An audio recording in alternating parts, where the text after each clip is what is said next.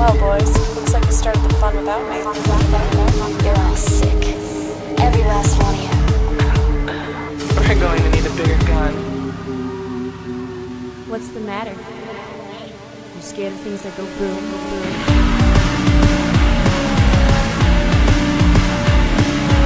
Give me one goddamn reason why I shouldn't blow your goddamn brains all over that goddamn wall. My name is Eric. With me today is number one fan, Michael Kester. Of what? Be careful. It doesn't even matter. And we're doing 2 Ayn Rand films on the show today. Yeah, right. What are we? We're going to do 2 Stephen King films. No. Sorry. We got the King of the Swing today. We're going to do Misery and Christine. I just want to... All right, spoilers and chapters, right? We're going to spoil the Stephen King book, movie things. And we are going... There's chapters in the show. Has anyone seen one of these movies and not the other? You've seen both of them, right? It's Christine and Misery. Yeah, I mean, these are pretty pretty classic films. I guess if you haven't seen them, we're going to do Misery first, only because that's how I wrote it down in my notes. And you and I just spent the last, I would say, 6 hours fucking with the input levels on our little doodad over here. So I don't actually remember anything from these films. Yeah. So if I have to look at my notes out of order, this is going to be a terrible show. We got a weird cockadoodie machine today. Cockadoodie, that's what I was building up to. All right, here's what I want to get off my chest. I talked about it last episode. I decided that I was going to read some Stephen King for the show today because I like to try and be at least informed. It is the very least I can do for the show is try to be informed. Right. For me, it's show up. For you, it's be informed. I suppose that's not actually the least. I shouldn't say that because then when a show like this happens, you say, how did this happen? Because it's below the least you could do. So we see somebody's movies, John Carpenter, for instance, right? And I go on a little personal John Carpenter marathon. I want to understand John Carpenter before I try and talk to people about John Carpenter. So I thought, all right, well, we're going to switch things up a little bit. You and I have been talking about Stephen King all fucking year. Yeah. He just shows up on every fucking episode.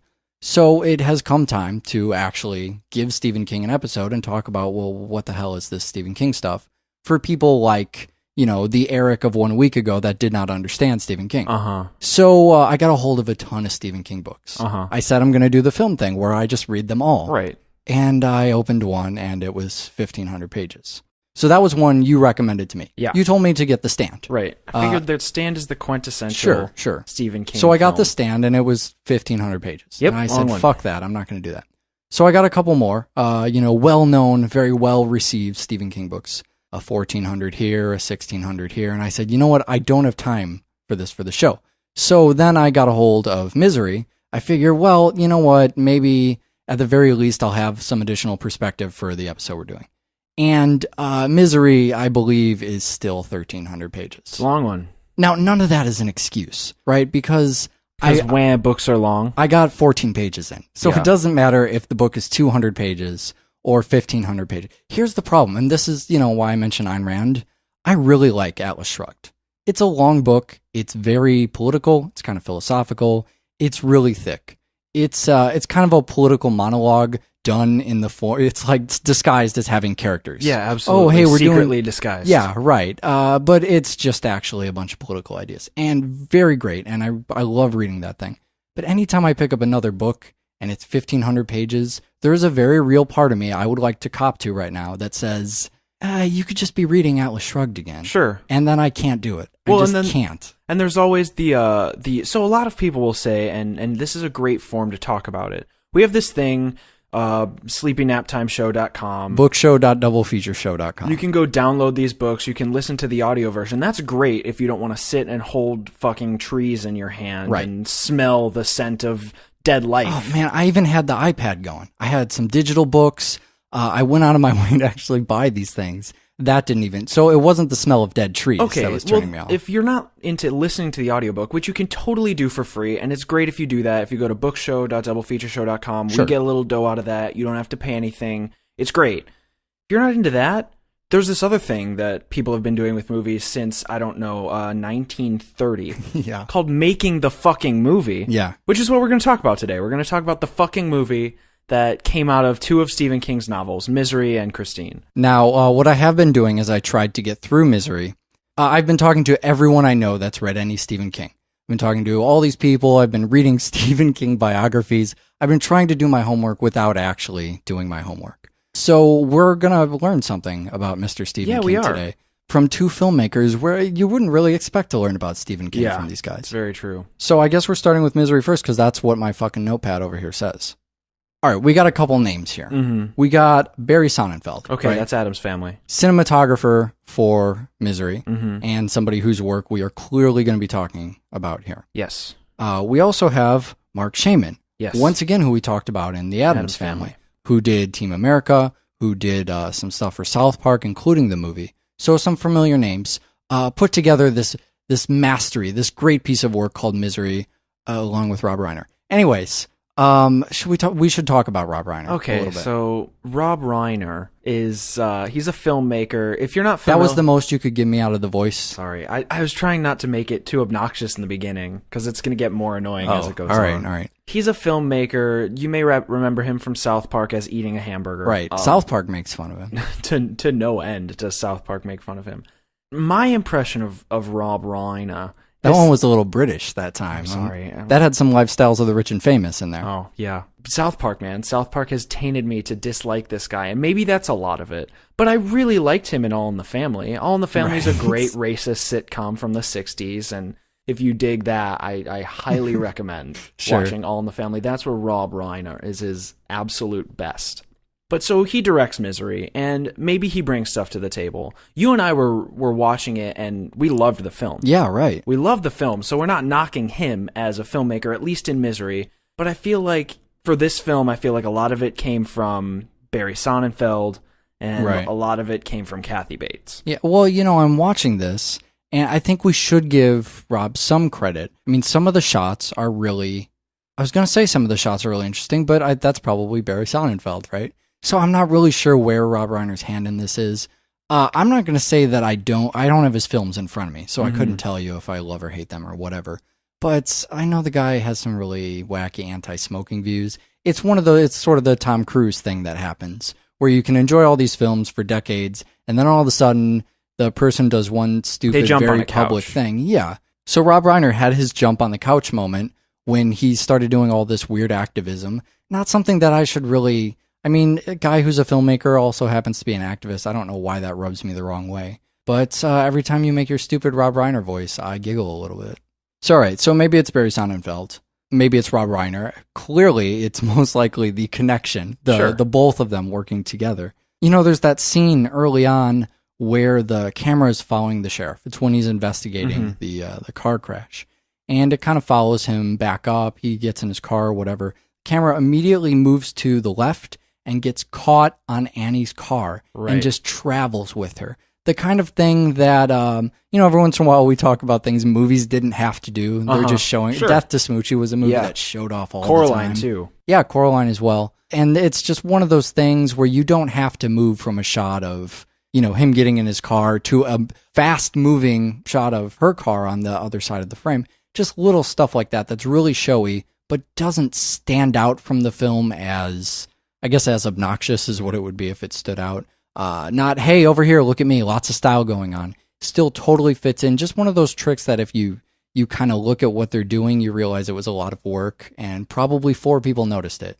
So good that we bring attention to that. Yeah, there we go. So we get the Stephen King really strong here. Yeah. People love the idea of Stephen King as a writer. And I mean, Paul Sheldon is Stephen King. Yeah. Stephen King writes about writers all the fucking time.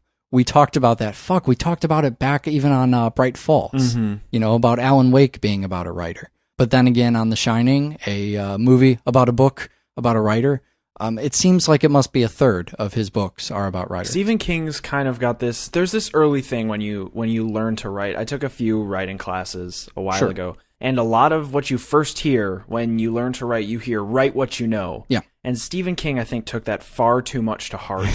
And he goes, I'm a writer. I know how to write books, questionable. And so all my characters will be writers too, because I can identify with them, and therefore I can bring them a fullness of character by pouring myself into them, which usually is not the way to go. It's funny. That's the antithesis of what we're doing with the show today. Stephen King, write what you know, double feature, cover what you have no fucking clue what you're talking about. That seems to be what we're doing with today's episode. Fuck, that's what we're doing next time, too. Yeah. But it almost seems to me that Stephen King is one of those guys. I don't want to make a personal judgment about the guy because I've never fucking met him. What do I know? But the type of person who likes to live a lifestyle that he believes people think he should be living. Does that make sense? Yeah, totally. I mean, okay, so look at Paul Sheldon, right? He goes to a remote cabin hotel to work, like you would imagine a writer doing. Sure. I know you and I both work with music stuff, Yeah. so maybe this will, at least to you, but this won't make sense for anyone else. But it's kind of like the uninitiated might think of a record is recorded by a band that all goes in the studio, plays their song, and then they walk out and they have a recording.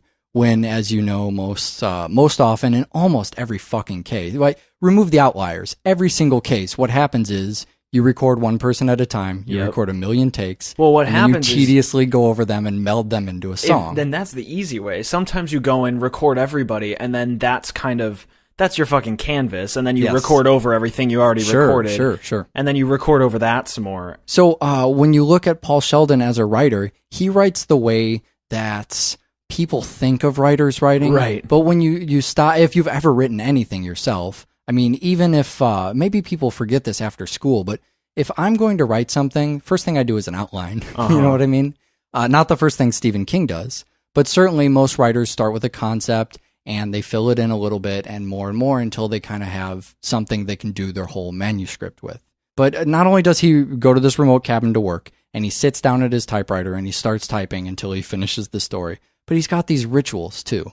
I guess it's kind of romanticizing what a writer does. It doesn't deal with any of the nitty-gritty stuff. It doesn't deal with trying to come up with characters and 1 million crumpled pieces of paper as you throw out idea after idea. It's just sit down, write, very clean, no mess. Because otherwise that's not romantic. Right. And we like to think of our writers as the same way we like to think of our rock stars. Sure, but also Paul Sheldon's character has to be a romantic writer. Otherwise, Annie would never be attracted to him. So you think that's not so much talking about Stephen King? Oh, maybe no, some of that. I'm saying that is 100% talking about Stephen King. I'm saying it works in Misery because. Yeah, right. Annie's character needs to fall in love with this methodical, she keeps using the word brilliant. Yeah. I would use the word ritualistic, perhaps. Exactly.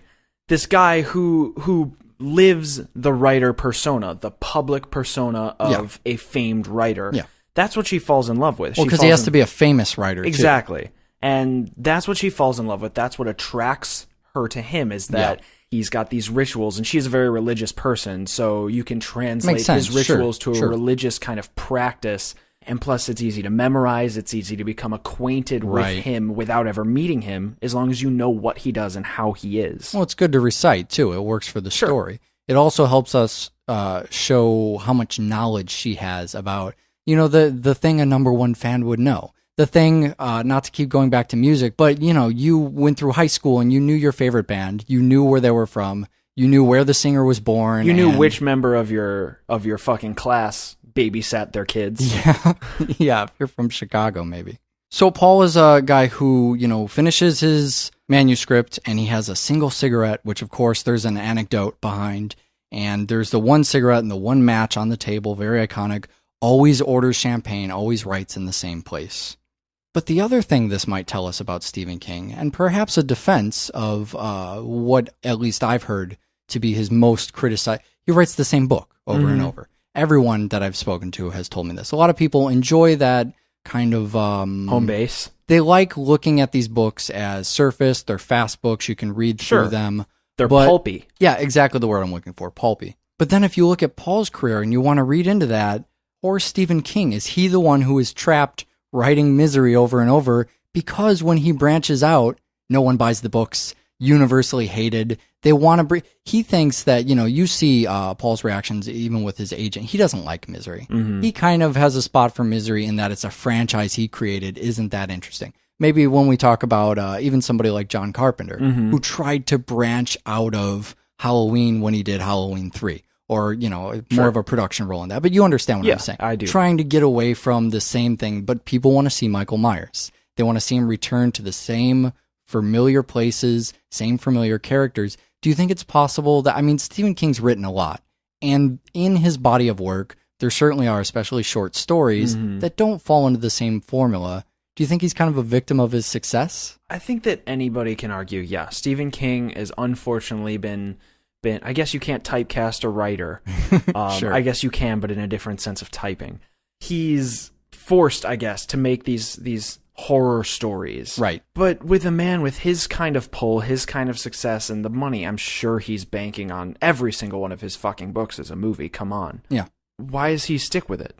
There's no reason other than to have a continued commercial success. Sure. Which, if it's really bothering him, he should be able to break away from. He should be comfortable breaking away from it. I think he's okay. Yeah. I think he's okay being the scary story guy. Yeah, and I mean, if you write those, if that's what comes natural to you, you feel like you have a talent for it, you're certainly successful. And, developing franchises sort of sounds like something that's fun. It kind of sounds like after you do a few of those, you start to see the feedback. If you write a book and nobody likes it, who are you going to talk to your book about? Right. I mean, we talked about the Anne Rice stuff before, the whole interview with the Vampire Chronicles. Later did borderline, I guess it was overtly religious stuff. Yeah. And a lot of the people who liked the vampire stuff hated it. So as Anne Rice, what do? You get really sad that no one likes your new stuff. You can't read what people are saying. That's why you write stuff. You put it out there, see what people have to say about it. That's part of creating any piece of art, I guess, is once it's on display, how do other people evaluate that? How does it speak to them? Well, but in Misery, there is no backlash of the audience. The audience never says, your new material is shit. The only one that says that is this fucking psychotic... Yeah, Annie. Annie, who... I mean, her opinion is, for all intents and purposes, if that's your number one fan, that's not the opinion you give a shit about. Yeah, and Annie, what a fucking character that is. So, Kathy Bates absolutely breathes subtlety into what's otherwise an obvious character. Let me give you my book report from the 13 pages I read of Misery. This is a character who, right from the get-go, is obviously an antagonist. Mm-hmm. Somebody who is making Paul drink, water out of dish buckets, and just pain. There's obvious pain. There's obvious oppression there right away. With the performance given by Kathy Bates, you absolutely believe when she starts being a kind person again, and then she goes back to being a psychopath, and you say to yourself, well, wait a second, I should know that she's a psychopath. I just forgot about that. I tell myself over and over, she's just having a bad day. Every time she has a little, she lashes out. She lashes out, and I say, well, clearly something just went wrong for her today. She's not a bad person. Even when I learned that she's a fucking baby killer. Right. I'm still thinking, nice person under there somewhere, right? Well, if you're going to go with Stephen King, your goal is to always go menstrual blood. Is that... Maybe she's just on her period. Oh, I forgot about that. So there is a moment where we find out, and I love this so much, that we get the piece of knowledge that in Misery's Child, the fictional book, in the fictional Stephen King book that he's written, Misery's Child is a book in which the titular character everyone loves, especially Annie, dies. She dies at the end. She dies of childbirth. Right. And then we find out, once we're introduced to this character, she says, oh yeah, I love I think it's 8 of the Misery books. The new one is apparently just coming out. She hasn't read it yet. And the second that she says she hasn't read it, or when she brings it back, she brings it back to the house and says, oh, look what I've got. I got the first fucking copy that came out. I can't wait to read it. Immediately, my mind goes back to just a brief 20 minutes ago when we find out that Misery dies, and I just think, oh shit. That's just one of the biggest gut-dropping kind of moments I can remember having in recent memory, where you just know there's going to be some serious fallout there. Sure, and James Caan shows it too. I mean, Paul is in the bed. She's holding the book like it's the fucking gospel. Yep. And he's staring at it going, God, how long do I have before she finishes that thing? They're having conversations throughout her reading it. Sure. And he gets to the point where she's like, I have to go finish it. I have to go finish it. And he falls asleep that night and wakes up to a very furious Annie Wilkes. I'm a little disappointed in what he has to offer her at that point. So you're a writer, Mr. Writer, great storyteller. You're supposed to be good at coming up with stories, right? So for somebody who has so much creativity to them, as we're led to believe, the best he has when she comes in the room is, no, it's a transference of life. Right. He knows that she's married to this character, and he couldn't think of anything better to save his life. Because I would go into survival mode immediately. I would go into ass-saving mode. What am I going to tell her to make? I would go with retcon, which we get to later. That's eventually what happens. But I'm trying to think of, not really dead. Maybe you didn't Right. understand the metaphor. Something to save your ass. Well, unless you're Rob Zombie, right? In which case you go, no, seriously, he got shot in the fucking face at point blank range, and then the studio hobbles your ankles, ties you to a wheelchair, and says, write me the sequel. Sure. Rob Zombie fans, meaning just us and Rob Zombie, who are listening to this, should go back through Misery and just imagine that it's Rob Zombie doing the Halloween sequel. Yeah, in the hospital bed under Dimension's rule. Kathy Bates would play a great Dimension, too. Absolutely. So we've learned about her personal attachment to that character as she gets closer and closer to the end of the book. And we're also getting these brief periods where you don't have a whole lot of background for her. You're getting to know her a little bit. She's getting a little bit more violence. During these episodes of violence, sometimes the way they frame those shots and just the look she's giving, it's lit a little bit underneath and from the side, and the camera is always under her. I mean, when she is angry, she is. You get that perspective as if you're laying in the bed and she's hovering over you, and you're absolutely at her fucking mercy. She could bludgeon you to death. She could stab you in the face. She could, she breaks your fucking ankles. And I mean, that's about as bad as, that's one of the worst case scenarios at that point. Torture over death. Right. So you're Paul Sheldon, right? You wake up from this accident, #1 fan, and then you start to get this inkling that she might be a violent, deranged, crazy person. A little bit redundant there.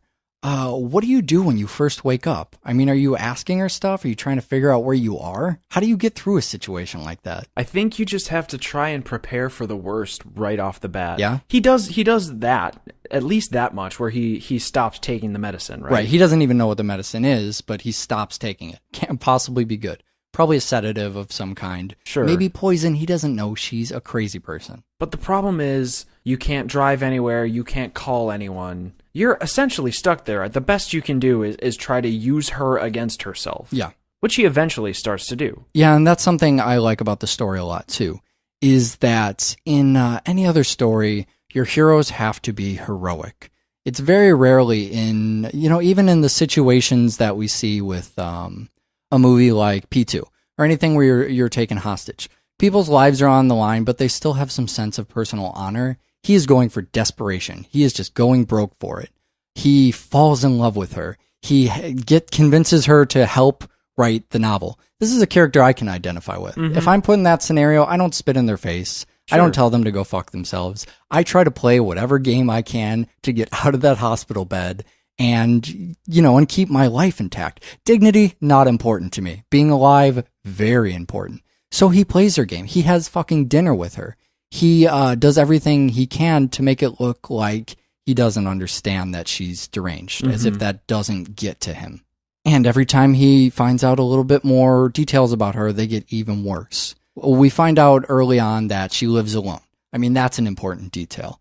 She has a pig, right? So they talk a little bit about, she used to have a husband, maybe. Right. She had some kind of There's court a thing weird that happened. conversation about marriage where that's a doubly awkward scene because you find out that she used to be married, and there's also the looming her falling in love with Paul, which is very uncomfortable because I think the last time you see her before she kind of talks about this marriage thing is when she's snorting and running in circles and then runs out of the room. Yeah, even when she's happy, she's fucking crazy. That's another thing. I mean, I can't say enough good things about Kathy Bates in this performance.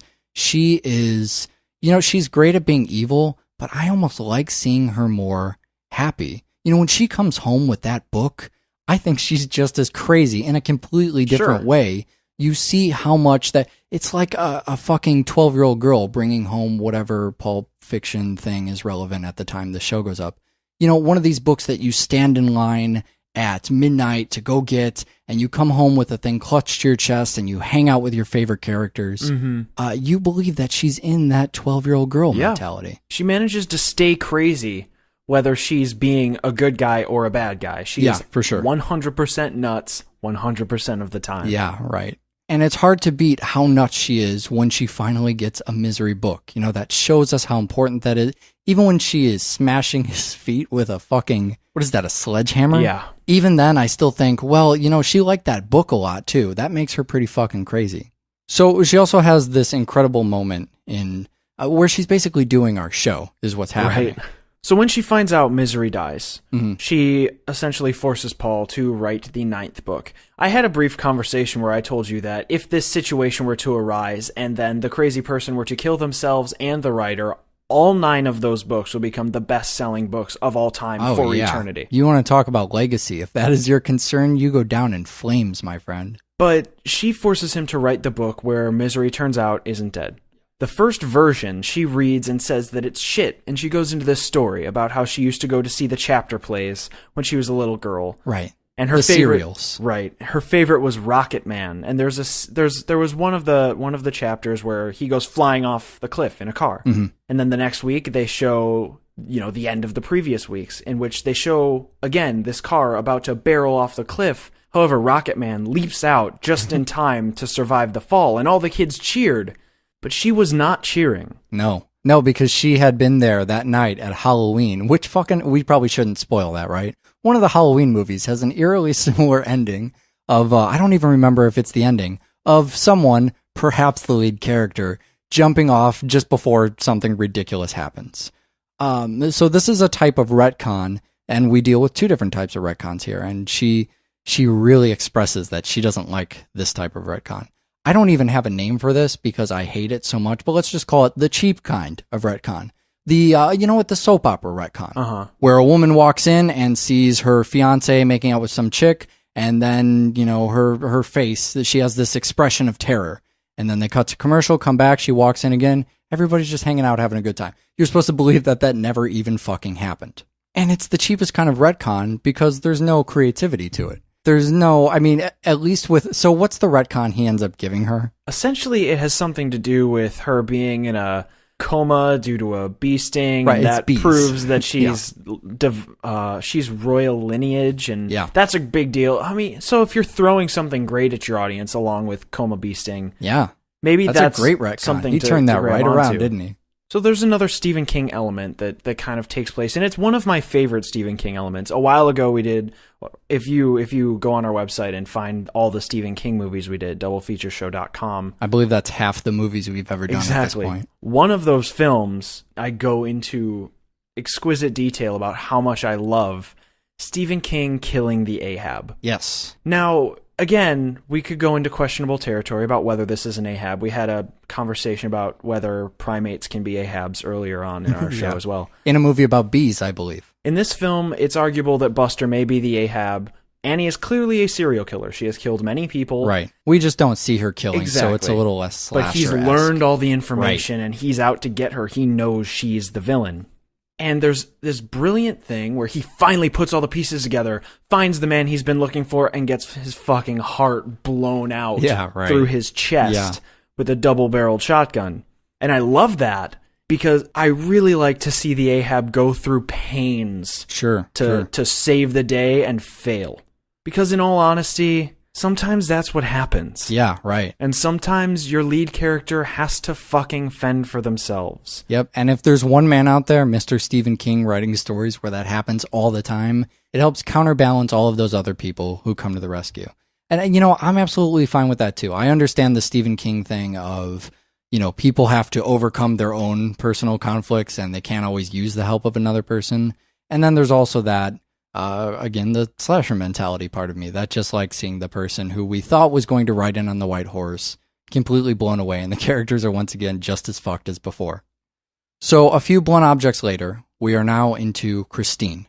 We've got a 1958 Plymouth Fury, but this is not roadsploitation as we're used to seeing it. No, not really, unfortunately. A movie that I don't even know necessarily has any inspiration from roadsploitation. Although, when you think about car movies, Christine is one that a lot of people, for a lot of people, it's the first that comes to mind. So in our lineup of old classic, have you ever been in Illinois? We're doing this out of Chicago, if I didn't make an obscure Chicago reference yet. Did we hit one? Yeah, we already got it. We're covered. All right. So have you been to the Volvo Museum? I have. The one where is that, McHenry or somewhere kind of out there? Yeah, it's far west. So did you see the Christine car there? No. Because they apparently have, I don't know if this is a new thing or not, but someone was just telling me about this. They have one of the remaining models still there in a probably pretty shiny new condition. Sure. If anyone lives in this area, go there and take a picture of that. Naked. And send that. Yeah. with yourself naked near the car. They probably won't let you in the car, especially if you're naked. They might not even allow you on the premises. So perhaps a photo of you naked and a photo of the car, and I will put them both together in Photoshop and send them back to you. And you can make it your Facebook profile picture. That would be excellent. So unlike probably every other John Carpenter movie we've ever seen on the show, this opens with a teaser. Yeah. We get an insight into what the killing may be like later on in the movie. Mm-hmm. I know you've seen a couple more of the John Carpenter films than I have, but I can't think of anything where you get a tease of the monster in the very beginning. You really don't. In John Carpenter, as we touched on really heavily in The Fog and in the past, we've done plenty of John Carpenter. The thing about John Carpenter is he's not known for teasing. He's known for pacing. Yes. And someone call it teasing. Yeah. He's known for a lot of stuff not happening in the first half, which, by the way, it sounds like I'm ragging on that. I do not mind that at all. No. I totally love it. Sometimes in some of the movies like The Fog, I enjoyed the build-up more than the payoff. I love John Carpenter to no end, but I think that Christine, it has this weird introduction where it shows Christine getting made in the 50s. Yeah. And then she kills off two people, or she hurts a guy, kills a guy. And then immediately we're thrust into the 70s, into real bullshit Stephen King high school, shitty dialogue, shitty action, shitty everything. What are we doing here? For a very long time. And it's not until Christine really starts doing some John Carpenter stuff that I see John Carpenter come back into the film. A lot of it seems like him just trying to survive the bullshit setup that Stephen King and the screenplay writer have kind of put on this poor film. I love that you anthropomorphize the car. You continue doing that, and I'm going to continue talking about it as if it were an actual car, and we'll get some balance to this show. I actually think this is a pretty great mechanism for John Carpenter. In a lot of movies, I don't like this, but I think it's incredibly effective in Christine. People keep telling us through the whole movie that bad things will happen, that they're going to happen. The guy who's fucking selling the car, his brother died in it. The car garage guy tells him about, I knew a guy who used to have a car like that, committed suicide or whatever. Sure. It just seemed, eventually when they return to the salesman, he's giving them a flat out fucking list of people this car has killed. So through the whole movie, it's saying, the car, it's going to be a bad place. It's a source of darkness. Evil dwells here. And we just don't see it at all. It's just, we're going to assemble the car. It's too pretty. I have shitty parents. We're dealing with other... Well, we should talk about the high school thing a little bit. I think your big beef with this is that this high school does not exist. Right? I hate Stephen King doing high school. If you go back, our most recent Music Box Massacre coverage, not Music Box 6, which we actually had in Chicago this year, right? But Music Box 5, which we talked about in October. Carrie is the final film. Yeah, right. I hate Stephen King doing high school. Right. If Carrie Probably why you didn't stay for Carrie. Yeah. If Carrie weren't bad enough, yeah, Christine, I think, is the worst. Really? I feel like Stephen King never went to high school. If I wiki Stephen King, which I won't do, I would not be surprised to find out he was homeschooled. It's like he watched Saved by the Bell, right, and went, okay, this is a little bit too realistic, so I'm going to stylize it a bit. There's nerds who can't get their lockers open. There's a single jock in the entire school who all the girls are crazy over. Sure. And then there's the bully who has not managed to graduate for the past 25 years. Right, yeah. Who's beating people up for no reason, pulling knives in Well, yeah, it's class. very unrealistic. For two people who hang out in Chicago, it's even pretty unrealistic. Even when you go back to Carrie, I think I'm going to totally agree with you on that. Carrie is a way more realistic portrayal of, even the stuff in Carrie that's unrealistic. I go, well, the story is about high school life. You have to understand that all of these people are picking on her. Otherwise, the payoff does nothing, except is humorous.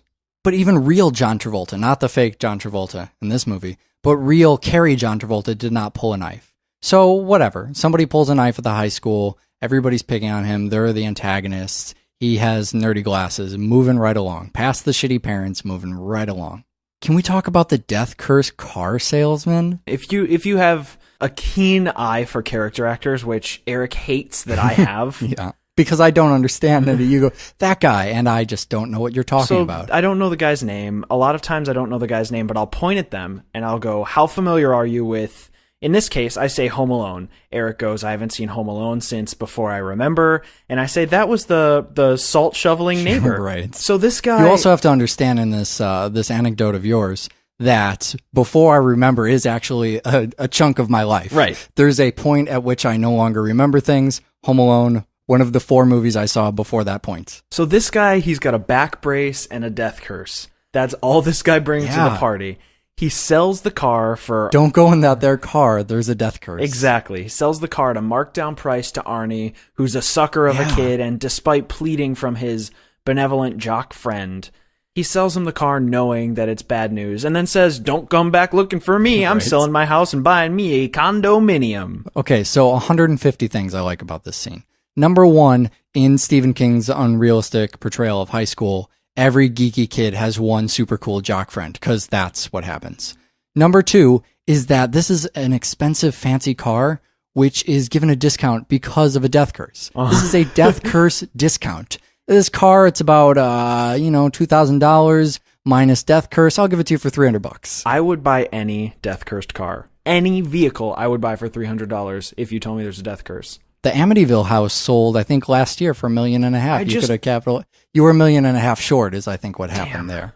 So death curse discount, but then he's going to sell his woodsy log cabin, whatever's going on back there, for one of them their condominiums. I mean, it does not get much better than a scene like this. All right, I'm going to throw another one at you. How about Stephen King and subtlety? Stephen King and subtlety shouldn't go in the same sentence. There isn't a whole lot. However, from now on, I would like to refer to films who have an overt lack of subtlety as being the king of subtlety.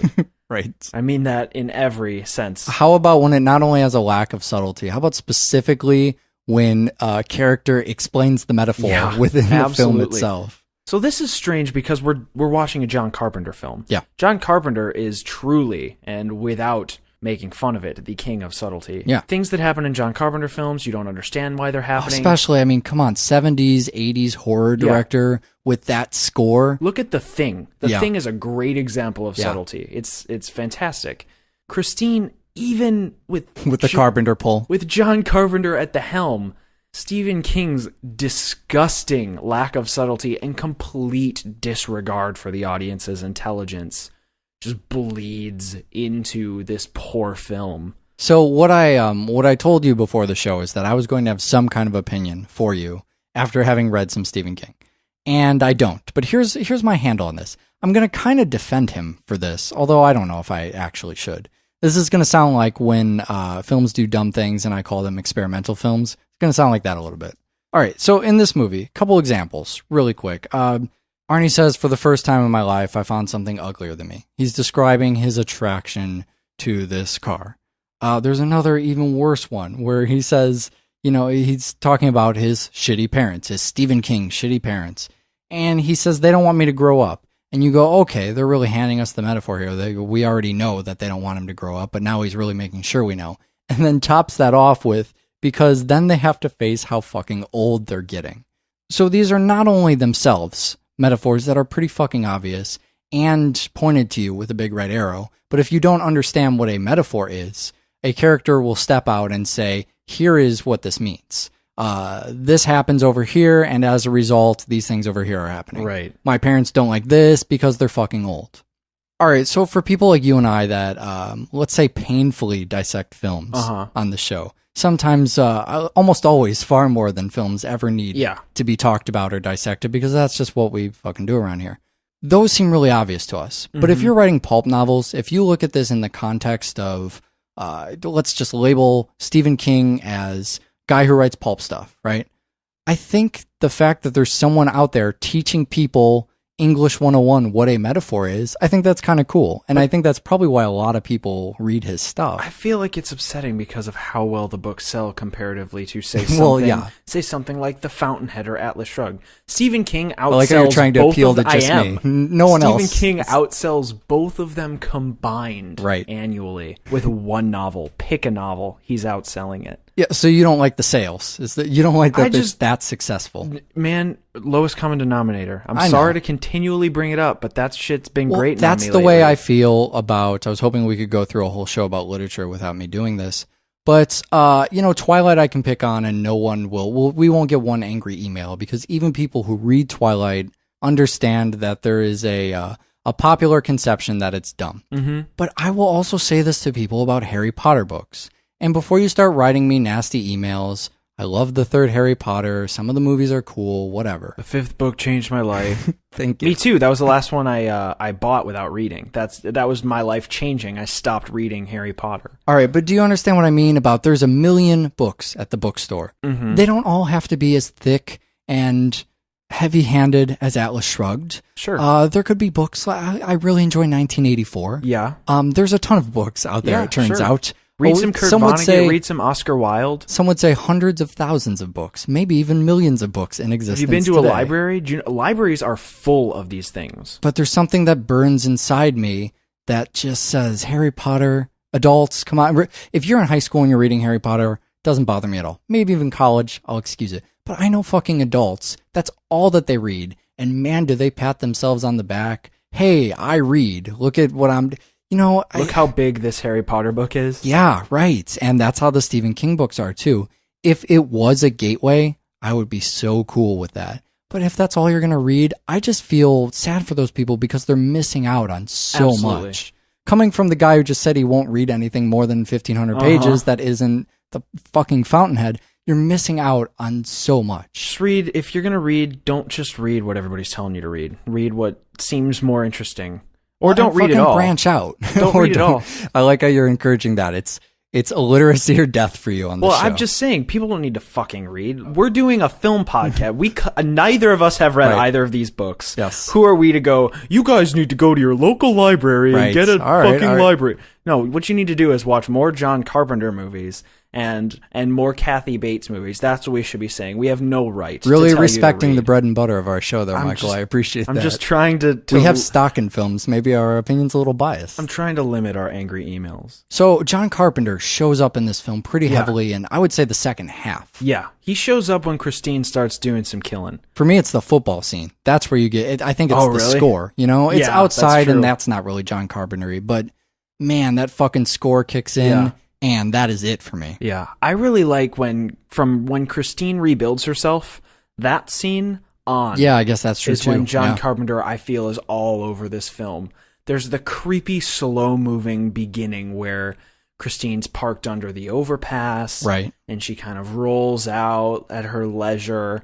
And then the headlights go on, and there's a sweet J.J. Abrams before J.J. Abrams lens flare. A horizontal lens flare there. And that whole scene culminates in... this is what I remembered about the film. From now on, I will remember the towering inferno of Christine. Yes. But the first time I watched the film, and I think the second or third time, the only thing I remember, because it's been a while since I've seen this one, is that Christine wedges herself into that tiny space to kill the first guy. Sure. I love that. Right after you realize it has a superpower. Right. Yeah, but then there's also the moment where the car is on fire. Mm-hmm. You ride up to the gas station. There's the fucking flame.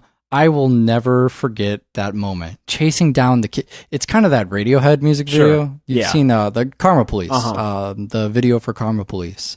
Just that one scene, I guess, though. But man, the car driving away from the gas station. It's a fireball. Yeah, it's an inferno. A car. Right. It's not a little tiny fireball in the back seat. The entire car is a gigantic ball of fire. I've never seen anything fucking like that. No, it's amazing. It was pretty fantastic. Absolutely fantastic. So let's talk about the rules of the car a little bit while you hit on this, the car fixing itself thing. One of the first moments you get where you see Arnie's, what we think is a symbiotic relationship with the car is when they're at the drive-in. Right. And they're both sitting in there, and he gets up to leave to fuck with his car because he loves his car. And inside the car, the doors are locked, and she starts choking. She doesn't start choking because the seat nailed her in the back, or she wasn't startled by the radio flipping on and playing old 50s music. Right, air conditioning knob flew down her throat. She just starts choking. Is this ghost power? What's apparently psychic car? The car has a little bit of Stephen King in it. Okay. There's a little bit of in the car. It's the car's rules. Maybe the car was built on an Indian burial ground. I don't know. I haven't read the novel. I'm sure there are Native Americans dead somewhere in it. But, in the trunk probably is where they would be. Or the ashtray. But yeah, the girl chokes by some mystical power. Right. And there's a blinding light that comes from inside the car. How good is that, too, while you were talking about light stuff? Usually things are obscured in shadows. This time it's obscured by light. So much overexposure. We don't know what's happening inside the car. Awesome. And I think that's really the only exceptionally supernatural kill of the entire film. From then on, Right. it's straight up car death. You run them over, you run them down. Well, you set have them on fire. you have the old timey car radio music, which is part of. I guess that's just the car talking, though, right? That's fine. And probably the least scary car voice you and I have ever heard, Little Richard on this. On this show. A highly effective voice would be the CB radio, perhaps, that we did way back. Which? Joyride, when we did Joyride and the Attic Expeditions. But all of those powers of the car are inconsequential when compared to the healing factor, I guess, of the car, that it can completely fix itself. Any damage done, it was a disguise when it was sitting out there up on the cement blocks in that man's yard. Sure. Maybe it was a mutual conspiracy by that man and the car to get it to a new owner. Maybe the car was bored with that man, and so it made itself look really, really beat up to get it back out on the road, killing new people. The car has an inner desire to kill. Well, the car's jealous. That's the thing. Yeah. Is that the car just wants to be alone with Arnie. And... It wants an exciting new relationship. It's found one, and now it's jealous. Exactly. All right, so this scene, it brings me a lot of pain, but it's also one of my favorite scenes in the movie. Stephen King very often, as we talked about a little bit, makes stuff up as he goes. He is a writer who doesn't spend a lot of time outlining. He sits at a blank page and he types. And he continues to type, and he has said many a time that he does not have an ending written when he starts the book. And this is for a lot of his books. Maybe not universally true, but for a lot of what he writes. That's the method he prefers. And so that appeals once again to our sense of what we like about writers. Very clean, no editing, you have a nice polished manuscript, and you can read that. But it also explains why in a lot of these Stephen King movies, and I guess books, if the books are anything like the movies, we have Deus Ex Machina popping up out of nowhere. Yes. When the car can suddenly fix itself, even though we're only halfway through the movie, probably not even at that point. Not quite, yeah. It's hard to tell with the John Carpenter pacing where we are in the movie, but I almost feel am I justified in feeling a little cheated? Well, we watched Arnie repair the car, and we watched the car repair Arnie for the first half of the film, only to realize that Christine can do whatever she wants, and that Arnie's kind of at her mercy no matter what happens. All right, so there's a couple levels to this then.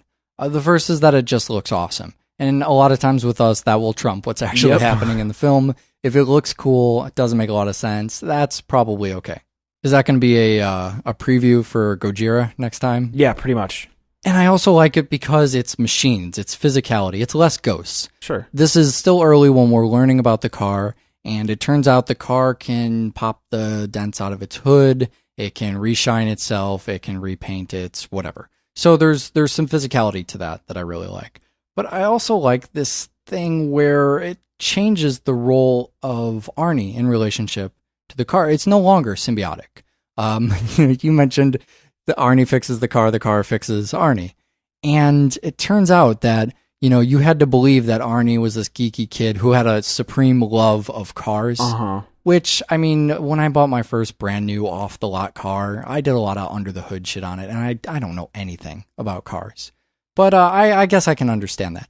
But to think that he was able, it's pretty supernatural is what it is, the way he was able to fix up his car. So much so that people in this movie will buy into ghost living car thing, but they will not believe. Everyone kind of says, man, you really fixed that car up nice. Sure. Surprise, surprise, how did that happen?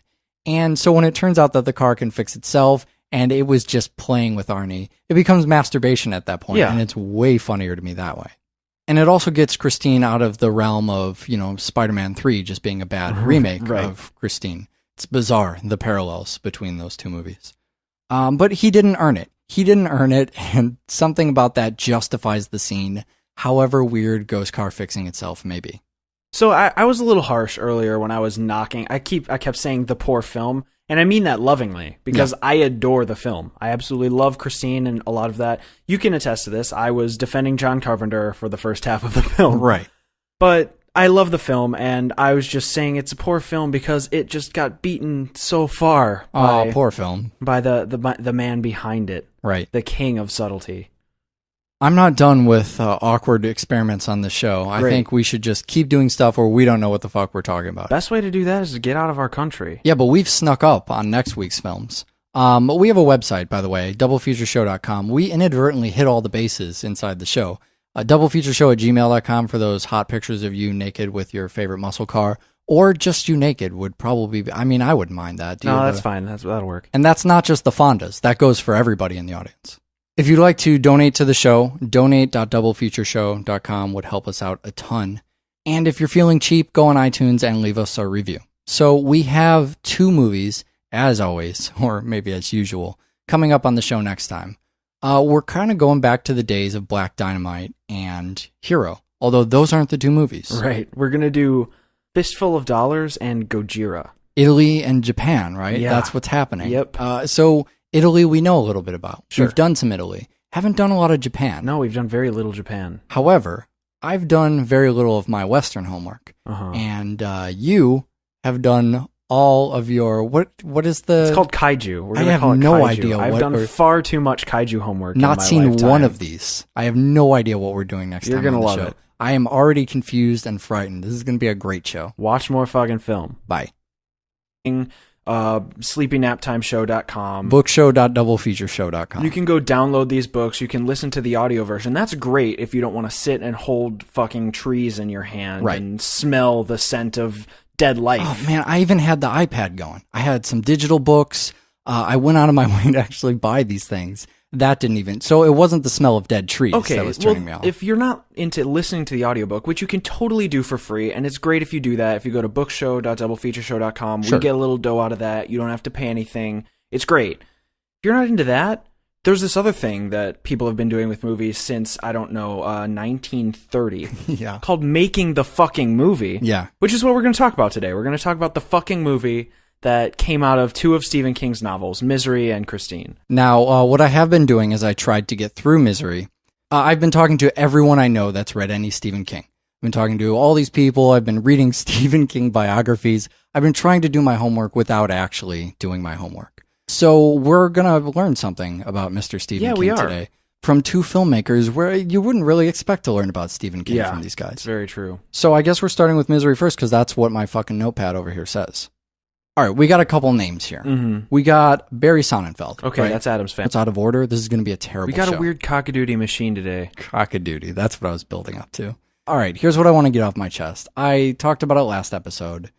I decided that I was going to read some Stephen King for the show today because I like to try and be at least informed. It is the very least I can do for the show is try to be informed. Right. For me, it's show up. For you, it's be informed. I suppose that's not actually the least. I shouldn't say that because then when a show like this happens, you say, how did this happen? Because it's below the least you could do. So we see somebody's movies, John Carpenter, for instance, and I go on a little personal John Carpenter marathon. I want to understand John Carpenter before I try and talk to people about John Carpenter. So I thought, all right, well, we're going to switch things up a little bit. You and I have been talking about Stephen King all fucking year. Yeah. He just shows up on every fucking episode. So it has come time to actually give Stephen King an episode and talk about, well, what the hell is this Stephen King stuff? For people like, you know, the Eric of 1 week ago that did not understand Stephen King. So I got a hold of a ton of Stephen King books. I said I'm going to do the film thing where I just read them all. Right. And I opened one and it was 1,500 pages. So that was one you recommended to me. Yeah. You told me to get The Stand. Right. I figured that Stand is the quintessential Stephen King So I got film. The Stand, and it was 1,500 pages. Yep, and I said, fuck that. I'm not going to do that. So I got a couple more, well-known, very well-received Stephen King books. A 1,400 here, a 1,600 here. And I said, you know what? I don't have time for this for the show. So then I got a hold of Misery. I figure, well, you know what? Maybe at the very least I'll have some additional perspective for the episode we're doing. And Misery, I believe, is still 1,300 pages. It's a long one. Now, none of that is an excuse, right? Because when books are long. I got 14 pages in. So it doesn't matter if the book is 200 pages or 1,500 pages. Here's the problem, and this is, why I mentioned Ayn Rand. I really like Atlas Shrugged. It's a long book. It's very political. It's kind of philosophical. It's really thick. It's kind of a political monologue done in the form. It's like disguised as having characters. Yeah, absolutely. Oh, hey, we're secretly disguised. Yeah, right. But it's just actually a bunch of political ideas, and very great. And I love reading that thing. But anytime I pick up another book and it's 1,500 pages, there is a very real part of me I would like to cop to right now that says, you could just be reading Atlas Shrugged again. Sure. And then I can't do it. I just can't. And there's always the so a lot of people will say, and this is a great forum to talk about it. We have this thing. Cinematographer for Misery, and somebody whose work we are clearly going to be talking about here. Yes. We also have Mark Shaman. Yes. Once again, who we talked about in the Addams Family, who did Team America, who did some stuff for South Park, including the movie. So some familiar names. Put together this mastery, this great piece of work called Misery, along with Rob Reiner. Anyways, we should talk about Rob Reiner. Okay, a little bit. So Rob Reiner is he's a filmmaker. If you're not familiar, that was the most you could give me out of the voice. Sorry, I was trying not to make it too obnoxious in the beginning because it's going to get more annoying as it goes on. All right. He's a filmmaker. You may remember him from South Park as eating a hamburger. Right. South Park makes fun of him. to no end does South Park make fun of him. My impression of Rob Reiner... That one was a little British that time. I'm sorry. That had some lifestyles of the rich and famous in there. Oh, yeah. South Park, man. South Park has tainted me to dislike this guy, and maybe that's a lot of it. But I really liked him in All in the Family. All in the Family is a great racist sitcom from the 60s, and if you dig that, I highly recommend watching All in the Family. That's where Rob Reiner is his absolute best. But so he directs Misery, and maybe he brings stuff to the table. You and I were watching it, and we loved the film. Well, boys, looks like you started the fun without me. You're all sick. Every last one of you. We're going to need a bigger gun. What's the matter? You scared of things that go boom, boom?